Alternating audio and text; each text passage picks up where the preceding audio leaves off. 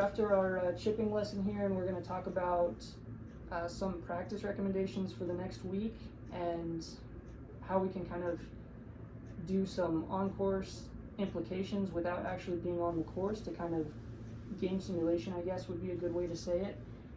So these are some things that I like to do and I've recommended for other people to do. They're really good, just basically with what we worked on today. But for your practice in the next week, I would recommend breaking it up into sections. So if you want to break up your first maybe 25 minutes, if you have a 50-minute time span, your first 25 minutes, you can work on your full swing and what we worked on in the first lesson. Just really work on slowing down the swing and smoothing out a little bit, and then work on the takeaway.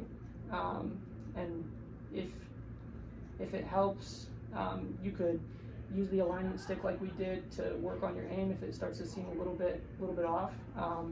And then as far as chipping goes, I would maybe 10 minutes chipping if you've got a limited time, just because chipping and putting you can kind of do at home.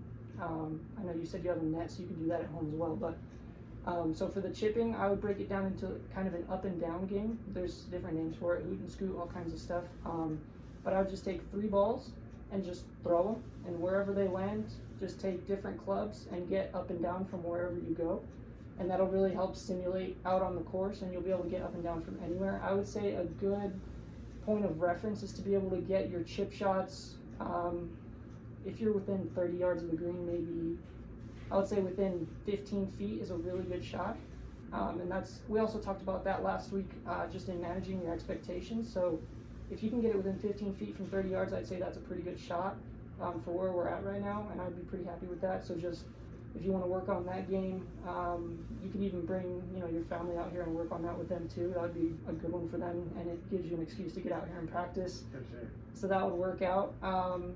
And then we might talk about some recommendations for putting next week, but we'll just see how that goes, and we'll go from there. Cool. Thank you.